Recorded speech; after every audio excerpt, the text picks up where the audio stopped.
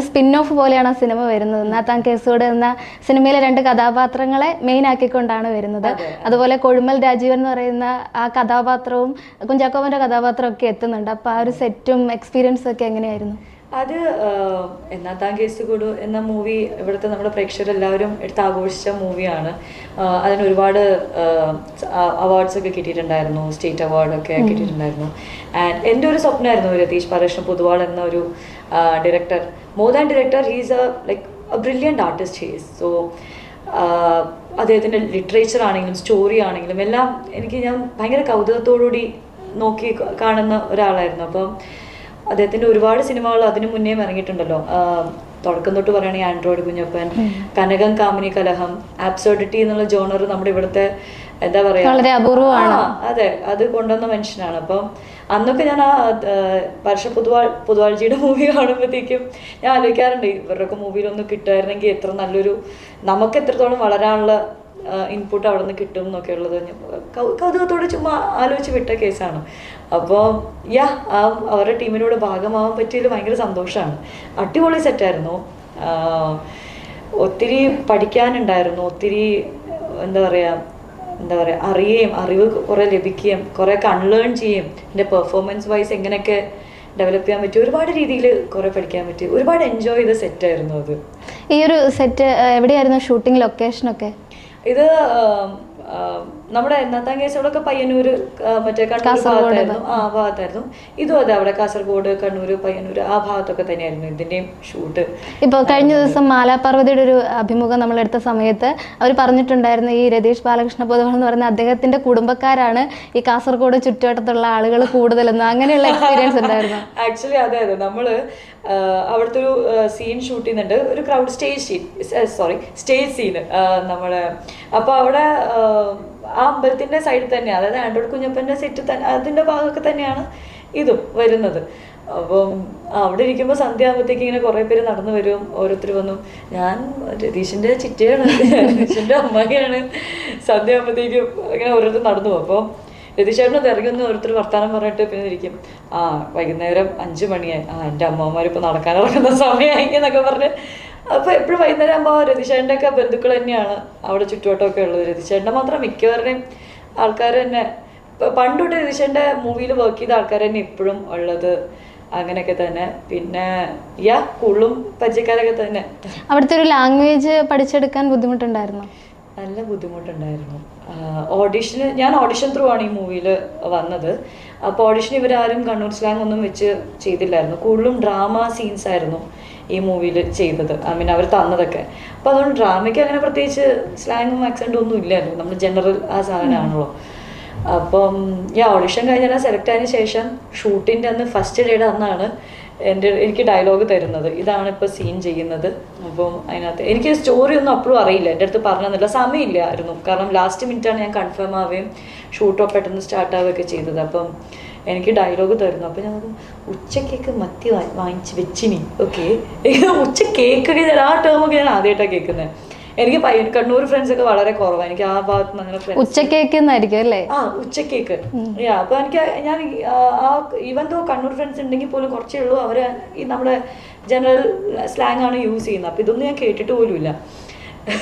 ഉച്ചക്കേക്ക് മത്തി വാങ്ങിച്ചിന്, എന്താ നിരീച്ചില്ലല്ല, എന്തെന്നാന്നൊക്കെ പറയുമ്പോൾ എനിക്കതൊന്നും മനസ്സിലാവില്ല ടേംസ്. ഭയങ്കര അപരിചിത്വം എനിക്ക് അതിനോടൊക്കെ.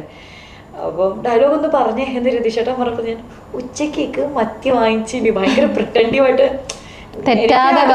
ഇല്ലാത്ത രീതിയിൽ. അപ്പൊ എനിക്ക് കംഫർട്ടബിൾ ആവുന്നില്ല ലാംഗ്വേജിൽ. ഇപ്പൊ രതീഷേട്ടനും കോ ഡയറക്ടർ സുധീഷേട്ടനുണ്ട്, അവർ രണ്ടുപേരും പരസ്പരം നോക്കിയിട്ട് പെട്ടോ എന്നുള്ള രീതിയിൽ നോക്കിയിട്ട് അങ്ങനെ ആയിരിക്കും അവരുടെ നോട്ട്, എനിക്ക് മനസ്സിലായില്ല. എന്നിട്ട് എന്നോട് ഒരു പേപ്പറും പേനും എടുത്തു ഓരോന്ന് എഴുതാൻ പറഞ്ഞു. രതീഷേട്ടൻ ഡയലോഗ് പറഞ്ഞു, ഞാൻ എഴുതുക ഉച്ചക്കേക്ക് മത്തി വാങ്ങിച്ചാ, ഇനി പറ ഉച്ചക്കേക്ക് മത്തി വാങ്ങിച്ചാൽ. ആ സ്ലാങ്ങിന് എനിക്ക് രതീഷേട്ടൻ ഇങ്ങനെ പറഞ്ഞു തന്നു, ഞാൻ അത് ഏറ്റു പറഞ്ഞു 2-3 വട്ടം. അങ്ങനെ കുറച്ച് ഫെമിനറൈസ് ആയ ഇതിനോട്. എന്നിട്ടാണ് പോയി ഷൂട്ട് ചെയ്തത്. അപ്പോഴും എനിക്ക് അർത്ഥം നമുക്ക് നല്ല ടൈം വേണ്ട ഒന്ന് പ്രിപ്പയർ ചെയ്യാനായിട്ട്. കുറച്ച് സമയം എടുത്തിട്ടാണ് പോയി ചെയ്തത്. ഭയങ്കര പേടിയായിരുന്നു. ഫസ്റ്റ് ഡേ ഷൂട്ടുമായിരുന്നു. പക്ഷെ കുഴപ്പമില്ലാണ്ട് പോയി. ഞാൻ വിചാരിച്ചു അത് ചെത്തിപ്പോവായിരിക്കുന്നു, അതായത് എഡിറ്റ് ചെയ്ത് പോവായിരിക്കും ഞാൻ വിചാരിച്ചു. ശരിയാ, കുഴപ്പമില്ല, അത് ഉണ്ട്. ഇപ്പൊ ഈ പുതിയ സിനിമയുടെ കൂടുതൽ വിശേഷങ്ങൾ എന്തെങ്കിലും കൂടി നമ്മളോട് ഷെയർ ചെയ്യാനുണ്ടോ?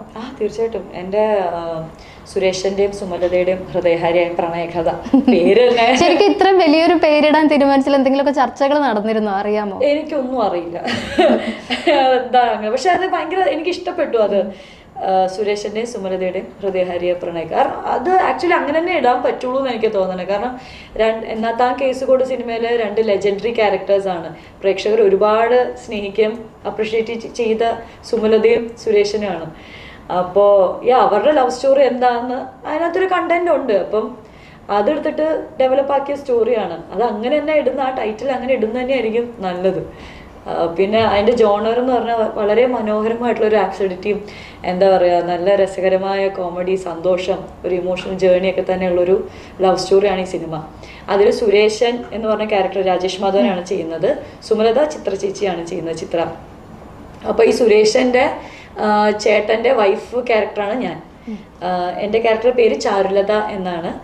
അപ്പോൾ ഈ സിനിമയിൽ ഒരുപാട് രസകരമായ സംഭവങ്ങൾ കൊണ്ടുപോകുന്നുണ്ട്. നാടകമുണ്ട് ഇതിനകത്ത്, മെയിനായിട്ട് നാടകം ബേസ്ഡ്. അതിനകത്ത് പാട്ടുകളൊക്കെ കണ്ടറിയാം, നാടകം ഒക്കെ ചെയ്യുന്നുണ്ട്.